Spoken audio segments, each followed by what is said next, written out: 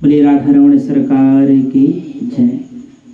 जिस प्रकार से कथा का वाचन हो रहा है और कथा का वाचन होते समय कोई भी व्यक्ति प्रश्न कर सकता है कि महाराज जी आप इस कथा का वाचन कर रहे हैं और कथा का वाचन कर रहे हैं तो इससे लाभ क्या होगा?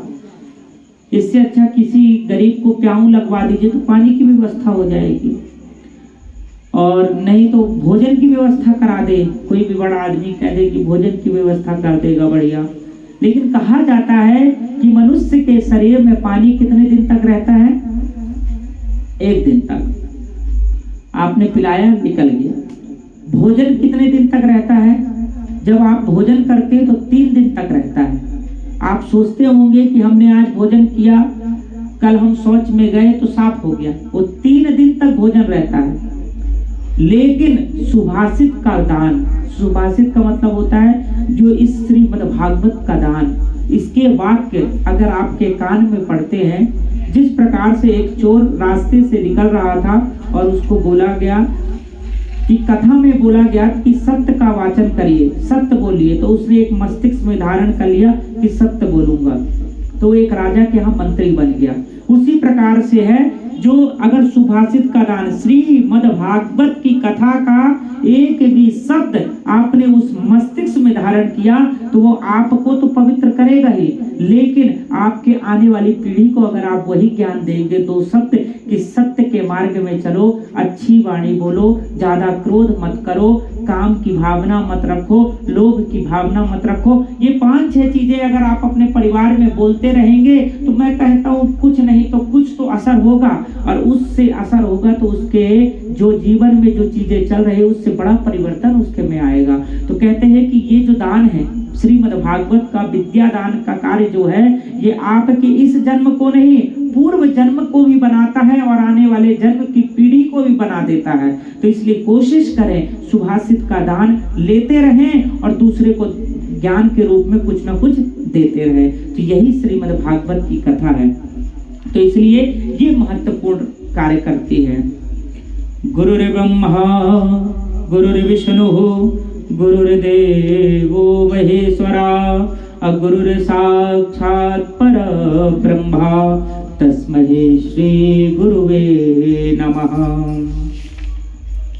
भगवान की कथा हम कल पहुंचे थे कि परीक्षित वैकुंठ को चले गए तो सौनकादि ऋषियों ने बोला कि कथा तो यहाँ समाप्त हो जाएगी, लेकिन सौनकादि ऋषियों ने पूछा हे परीक्षित ये कौन है, और परीक्षित 7 दिन में मरने का श्राप इन्हें क्यों मिला, इन्हें श्राप क्यों मिला? सूत जी ने कहा परीक्षित के जन्म के प्रसंग को सुनना है तो आवश्यक नहीं समझता, लेकिन क्योंकि परीक्षित की जन्म कथा श्री कृष्ण की कथा को उदय करती है। अगर किसी की कथा भगवान की कुछ कथा में प्रवेश कराती है तो वो उस कथा को जरूर सुनना चाहिए। अब परीक्षित की कथा जैसे आती है तो परीक्षित की कथा के अंदर ही भगवान की पूर्ण रूपेण कथा है, क्योंकि परीक्षित को ही भागवत की कथा सुनाई गई थी 7 दिन के, और उन्हीं को श्राप मिला था। तो इसलिए जिस मानव की कथा परमात्मा से संबंध जोड़ दे, जिस मनुष्य की कथा से परमात्मा की कथा जुड़ जाए, उस मनुष्य की कथा परमात्मा की कथा से कम नहीं होती है। इसलिए तुम्हें सुनाऊंगा जरूर। कौरव और पांडवों का जब युद्ध चल रहा था, सभी कौरव मारे गए और कौरवों में केवल एक बचा, दुर्योधन। आदरणीय भीमसेन ने अपनी गदा के प्रहार से दुर्योधन की जंघा को तोड़ दिया। एक एक पल गिन रहा था कि प्रहार से दुर्योधन की जंघा को तोड़ दिया और अपनी मौत कब मृत्यु आएगी कौन जाने, ऐसी उसकी परिस्थिति बन गई। दुर्योधन पड़ा रहा। कौरवों के गुरुदेव के पुत्र अश्वत्थामा ने आकर कहा मित्रवर, ये तुम्हारी दुर्गति किसने की, तुम्हारी जंघा को किसने तोड़ा, किसने किया ये दुर्व्यवहार? दुर्योधन ने कहा मित्र, 5 पांडवों को मारकर आओ, कैसे भी हो 5 पांडव मारे गए तो मैं समझूंगा मुझे सब कुछ मिल गया। देखिए दुर्योधन की जंघा टूटी हुई है। दुर्योधन का मतलब क्या होता है? दुर्योधन का मतलब होता है दूसरों की चीजों का हरण करने वाला, वो होता है दुर्योधन।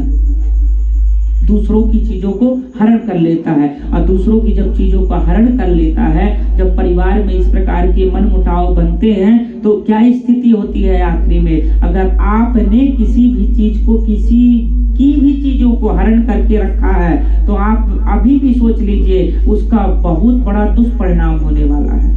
आज नहीं तो कल होगा। आज दुर्योधन की ऐसी स्थिति है, जंघा टूटा हुआ है, जंघा टूटा हुआ है और बार बार भगवान का भी भजन नहीं कर रहा है। उसके मन में बस यही चल रहा है कि 5 पांडवों को किसी प्रकार से माराओ। अश्वत्थामा से कहता है, दुर्योधन ने कहा मित्र 5 पांडवों को माराओ, कैसे भी हो 5 पांडवों को मारे गए तो मैं समझूंगा मुझे सब कुछ मिल गया। अश्वत्थामा ने कहा ये कौन सी बड़ी बात है, समझ लो आज 5 पांडवों को मारे जाएंगे और 5 पांडवों की मृत्यु हो जाएगी। अश्वत्थामा ने ऐसे बोल दिया तो बड़ी आश्वस्त होकर बढ़िया वहीं पर लेटा हुआ है। लेकिन कहा जाता है कि जिसकी रक्षा भगवान करते हैं उसको कौन कुछ कर सकता है।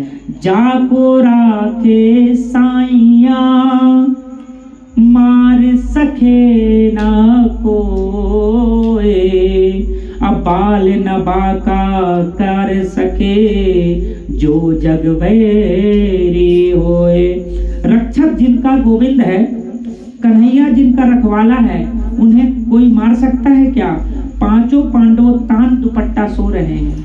व्यक्ति तभी सोता है, देखिए कहते हैं कि हम घर परिवार के लोग कब सुखी से इसलिए सो पाते हैं क्योंकि एक पिता जो है पूरे घर का कार्य संभाल लेता है, रोजगार से लेकर हर चीज, तब उनके बच्चे बड़े शांत पूर्वक, उन्हें किसी चीज की चिंता नहीं होती, वो तान दुपट्टा सोते रहते हैं। लेकिन इस संसार का जगत पिता तो हमारा कन्हैया है। उसी प्रकार से 5 पांडवों की रक्षा करने वाले हमारे कन्हैया हैं। तो 5 पांडव तान दुपट्टा सो रहे हैं, दुपट्टा सो रहे हैं, लेकिन गोविंद छड़ी लेकर उनकी रखवाली के लिए उनके घर के बाहर घूम रहे हैं।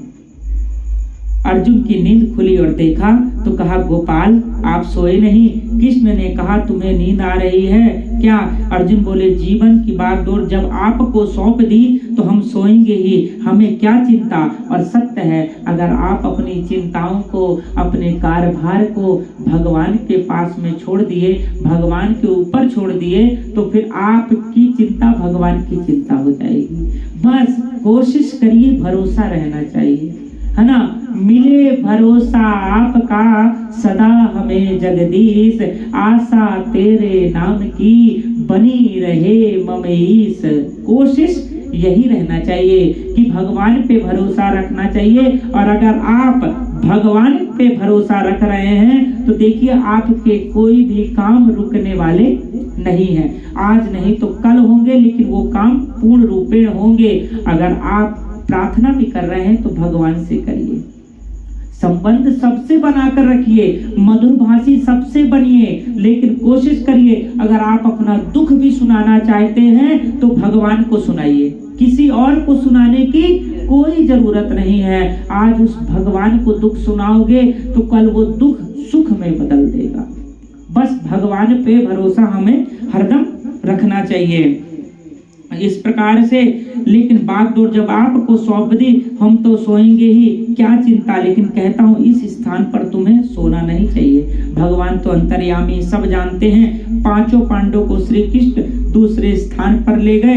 द्रौपदी के 5 पुत्र वहीं सोते रह गए क्योंकि बच्चे हैं, अब वो उनको नहीं ले जा सके। तो इसी प्रकार से दुर्योधन ने कहा क्या प्रणाम, तुम्हें 5 पांडवों को मार दिया क्या। अश्वत्थामा बोले मैं तो 5 के सिर लाया हूँ। काट कर जैसे ही प्रकाश में 5 के सिर देखा तो दुर्योधन ने अरे मित्र ये क्या किया, मैंने तो 5 पांडवों को मारने के लिए कहा था, तुमने तो द्रौपदी के 5 पुत्रों को मार दिया, हमारा वंश तो यहाँ पे समाप्त हो गया है। हाँ ही रक्षा था, एक पुत्र बचा था, वो भी मृत्यु को प्राप्त हो गए। अरे ये 5 द्रौपदी के बेटे बचे थे, इनको भी तुमने मार दिया। कहते हैं कि जब भगवान 5 पांडवों को उठाकर ले गए और ले जाने के बाद में वो 5 द्रौपदी के पुत्र वहां पर बैठे रह गए थे। 5 जब द्रौपदी के पुत्र वहां बैठे हुए थे तो 5 द्रौपदी के पुत्रों को वहां सोए हुए थे, तो उन्हीं 5 को उसने अश्वत्थामा ने मारा और ले जाकर दुर्योधन को दिखा दिया।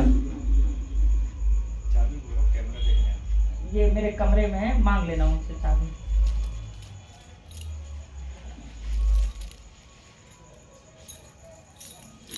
तो इस प्रकार से हो रहा था, कहते 5 द्रौपदी के बेटे बचे थे, इनको भी मार दिया। रोते रोते दुर्योधन जमीन पर गिर पड़ा और उसका प्राणांत हो गया। जिसके 5 पुत्र मारे जाएं, उस माता की परिस्थिति क्या होगी, आप विचार करके देखो। द्रौपदी बार बार विलाप करती रह गई, कुरही की भांति करुण क्रदन करती रह गई।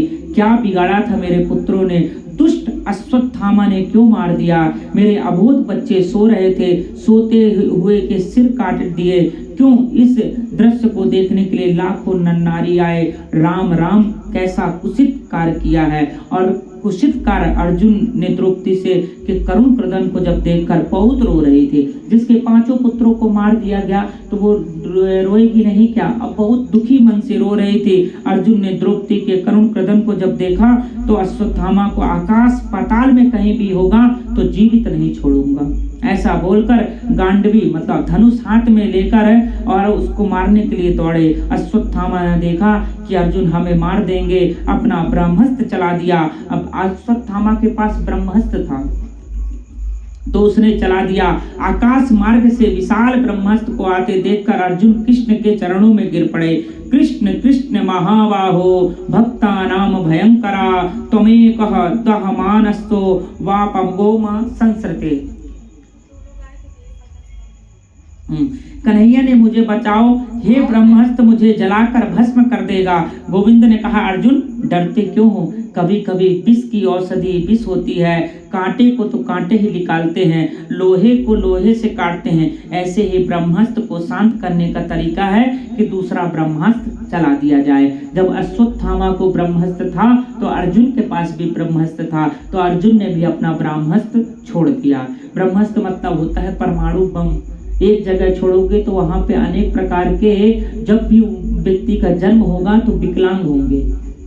इस प्रकार से जब अर्जुन ने ब्रह्मास्त्र छोड़ा और अश्वत्थामा ने छोड़ दिया तो दोनों का ब्रह्मास्त्र भिड़कर शांत हो गए और नीचे गिर पड़े। अर्जुन दौड़कर अश्वत्थामा के केस पकड़ लिया, केस पकड़कर खींच कर लाया।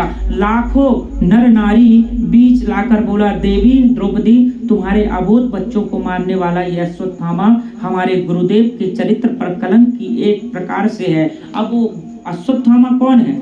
अश्वत्थामा अपने जिस गुरुदेव से शिक्षा लिए थे अर्जुन और सभी पांडवों लोग, उनका बालक है अश्वत्थामा, जिसने ये गलत कार्य किया। लोगों का कहा द्रोणाचार्य के पुत्र होकर ऐसा तुम्हारा निष्कृष्ट कर्म, ऊंच निवास नीच कर तूती, मतलब ऊंचा निवास ब्राह्मण होकर तुमने इतना गलत कार्य किया। अर्जुन ने कहा देवी हमारे संविधान के अनुसार मृत्यु का दंड भी मृत्यु है। इसने हमारे सोते हुए 5 पुत्रों को मारा, इसलिए संविधान के अनुसार इसको 5 बार मारना चाहिए, लेकिन ऐसा संभव नहीं मरेगा। तो क्या होगा तुम बताओ, इसे कैसे मारूं? जमीन में गाड़ दूं या जलती हुई अग्नि में डाल दूं, इसके शरीर के टुकड़े कर करके शेर के सामने डाल दूं, तुम बताओ क्या करूं? अब विचार करके देखिए, मेरा गोविंद जिसे बहन कहता है, मेरी कन्हैया जिसे सखी कहती है, कृष्ण और कृष्णा, अगर जिस व्यक्ति ने कृष्णा कहता है तो कृष्णा नाम है द्रौपदी का, कृष्णा नाम है द्रौपदी का, कृष्ण नाम है भगवान कृष्ण का। तो इस प्रकार से कृष्ण के चरणों में जिसे अनन्य श्रद्धा है उसके मन में करुणा क्यों नहीं होती है? द्रौपदी ने अर्जुन की ओर इशारा किया और बोली, मुच्यताम मेषो ब्राह्मणो निरंतरः गुरु। छोड़ दीजिए। बताइए, वो माँ बोलती है कि छोड़ दीजिए। अब इसने जो किया है इसका माफ कर देती हूँ, इसको छोड़ दीजिए, इससे क्या मिलेगा इसे बार कर। अर्जुन ने कहा क्या कहती हो तुम? इस पापी को छोड़ दो जिसने हमारे 5 पुत्रों को मार दिया, उसे छोड़ दूं? द्रौपदी ने कहा इसे मारने से मेरे पुत्र तो वापस जीवित नहीं होंगे। एक माँ हूँ और एक माँ ही दूसरी माँ की अंतर हृदय वेदना को समझ सकती है। आज मेरे पुत्रों के लिए कुरही की भांति रुदन करती हूँ, ये तो अपनी माँ का इकलौता पुत्र है। गुरु माता गौतमी क्या रुदन नहीं करेंगी? द्रोणाचार्य महाराज की विधवा रोएंगी नहीं? इसको रोने देना आपको अच्छा लगेगा, इसलिए मेरा निवेदन है आप इन्हें मत मारो, क्योंकि गुरु द्रोणाचार्य ने जो विद्या अपने पुत्र को नहीं दी वह आपको दी है। आप क्या ये सब भूल गए? इन्हें मारो नहीं, गुरु पुत्र है। अर्जुन ने कहा इनके मन में तो करुणा आ गई। राजनीति संविधान करुणा नहीं होती है, सठ के साथ सठ का व्यवहार करना पड़ता है। इसकी मृत्यु तो निश्चित है, ये बच नहीं सकता है। युधिष्ठिर जी ने पूछा आप बताइए इसे मारे या नहीं मारे? तो कहा धर्म ग्रंथ में लिखा है वैसे ही करना चाहिए। भीमसेन ने कहा अर्जुन अगर तुम नहीं मारोगे तो मैं इसे मारूंगा, ऐसे पापी को मारने से पाप नहीं लगता है। नकुल सहदेव ने कहा भैया जो आप कहते हैं वही किया जाएगा, लेकिन द्रौपदी के दया का स्वरूप है, वह कहती है मत मारो। मेरा गोविंद द्वारिकाधीश शांत खड़े हैं। अर्जुन ने कृष्ण के चरणों में पकड़कर कहा कन्हैया मेरा मार्गदर्शन करो, मैं क्या करूं? मेरे गोविंद ने बहुत सुंदर बात कही, इसे आप सुनिए। ब्रह्म बंधुन न हंतव्यम आताताई बधारणा मयि भोय मम नातः परिपानुशासनम। अर्जुन ने कहा शास्त्र कहते हैं कि ब्राह्मण चाहे जैसा भी हो, सुनिए, ब्राह्मण चाहे जैसा भी क्यों ना हो उसे कभी मारना नहीं चाहिए, शास्त्र कहता है। लेकिन बालकों का हत्यारा कोई भी हो उसे छोड़ना नहीं चाहिए। आप देखिए हमारा धर्म कहता है कि ब्राह्मण चाहे जैसा भी हो उसे मारना नहीं चाहिए, और लेकिन बालकों का हत्यारा चाहे कोई भी हो उसे छोड़ना नहीं चाहिए। ये ब्राह्मण है, इसे मारने का तुम्हें कोई अधिकार नहीं है। ये बाल हत्यारा, इसे छोड़ने में पाप लगेगा, इसलिए मारो भी मत छोड़ो भी मत, मारो भी मत छोड़ो भी। सन्नाटा सा छा गया, फंस गए। बोले कि भीमसेन ने कहा बहुत अच्छा, आप जैसे न्यायाधीश 2-4 हो जाएं तो सब धन्य हो जाएंगे। कहा जाता है, तुलसीदास जी ने लिखा है पूजहि विप्र सकल गुणहीना। अर्जुन ने कहा धर्म संकट में पड़ गया, लेकिन फिर भरी सभा में अश्वत्थामा ने आधी दाढ़ी मुड़ा दी, आधी मूछ मुड़ा दी, आधे सिर के बाल कटा दिए और सिर से उसकी मणि निकालकर धक्के देकर बाहर निकाल दिया। अधम ब्राह्मण का यही बड़ा वध है। देखिए ब्राह्मण को सबसे ज्यादा अभिमान होता है उसके स्वाभिमान में। अगर ब्राह्मण के बीच सभा में आप अपमान कर दीजिए तो वो मृत्यु के समान है। तो भगवान ने ऐसी युक्ति लगाई, जो ब्रह्म तेज की मणि थी अश्वत्थामा के सिर पर, उस मणि को निकाल दिया गया, आधी मूछ दाढ़ी कटवाकर उसको छोड़ दिया गया। अश्वत्थामा को अर्जुन ने शुक्रगुजार होना चाहिए, काम तो मैंने मरने कर दिया, लेकिन अश्वत्थामा के मन में बड़ा क्रोध आ गया। काम तो मैंने मरने का कहा, अर्जुन ने मुझे मारा नहीं, केवल दंडित किया, परंतु अश्वत्थामा के मन में ईर्षा आ गई कि मुझे भरी सभा में सब लोगों के सामने मेरा अपमान किया गया। मानव का सबसे बड़ा दुर्गुण है ईर्षा। देखिए ईर्षा में बहुत सुंदर बात कही गई है कि हमसे जो बड़े हैं, हमसे जो बड़े लोग हैं, बड़े आदमी हैं, जिसे कहते हैं धन संपदा, तो हम उनको देख के प्रसन्न हो, हम उनसे कभी ईर्षा न करें कि देखिए आज भगवान ने उनको दिया है, कल आपको भी देगा। आप परस्पर मेहनत बस करते रहिए, किसी से हमें ईर्षा करने की जरूरत नहीं है। हमसे जो बड़े हैं उनसे कभी ईर्षा मत करिए। आज का युग ऐसा है कि जो बड़ा आदमी है, गाड़ी से चलता है, बंगले वाला है, तो उससे लोग ईर्षा करने लगते हैं। उससे ईर्षा मत करिए। वो जो भी कमाया है अपनी मेहनत से कमाया है, और जो भी कमाया है पूर्व जन्म के कर्म के द्वारा ही उसको उपलब्धि मिली है। ठीक है, तो कर्म प्रधान विश्व रचि राखा, जो जिस करहि स्वतः सफल चाका। इस जन्म में नहीं किए हैं तो अगले जन्म का फल मिला है, अगले जन्म में उनने बहुत कुछ दे के आए थे, तो इस जन्म में उनको ये सब चीजें मिली है, तो हमें ईर्षा नहीं करनी चाहिए। फिर हमें बराबर वालों से दोस्ती रखनी चाहिए। जो हमारे बराबर वाले हैं, तो हमारा क्या बात होती है कि हम उनसे दोस्ती नहीं रखते हैं, हम उनसे स्पर्धा करते हैं कि तुम मेरे से आगे कैसे जाओगे, मैं तुमसे आगे चला जाऊंगा। ये कभी बातें होनी ही नहीं चाहिए। हमें उन बराबर वाले से मित्रता रखनी चाहिए, दोस्ती रखनी चाहिए। और जो हमसे छोटे हैं उनको बड़ा लाड़ प्यार से, उन्हें ऐसा कभी भी ऐसा ना समझे उन्हें कि हमसे छोटे लोग हैं, हम इनको दबा कर रखें, कभी नहीं। उनको प्रेम देना चाहिए, तो हमारा जो जीवन है ना बना रहेगा। बड़े लोगों से ईर्ष्या न रखें, बराबर वाले से संबंध अच्छा रखें। जो हमसे छोटे हैं, जो हमसे गरीब हैं, उनसे क्या, उन्हें प्रेम देते रहना चाहिए। उनसे अच्छी बातें, उनको धन, उनको जितनी भी चीजें जरूरत होती है उनको देते रहेंगे। आप देखेंगे समाज में दुष्कृति नहीं फैलेगी। लेकिन अश्वत्थामा के मन में ईर्ष्या आ गई। देखिए अर्जुन ने, भगवान कृष्ण ने उनको क्षमा कर दिया, लेकिन उसको लगा कि मेरा अपमान हो गया है, तो उसको ईर्ष्या हो गई। और ईर्ष्या का लक्षण है, अश्वत्थामा ने कहा इन पांडवों के वंश को निर्वंश करके मारूंगा और इनके वंश में पानी देने वाला भी नहीं रहेगा।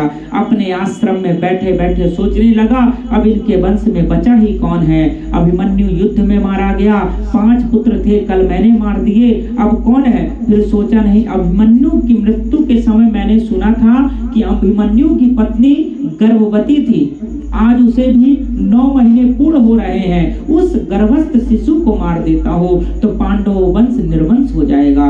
बस मानव के मन में ईर्ष्या रूपी एक विष आ जाता है तो उसका चरित्र प्रदूषित हो जाता है। बताइए उसको इतना संकोच नहीं हुआ कि उसने पांडवों के 5 बेटे मार दिए।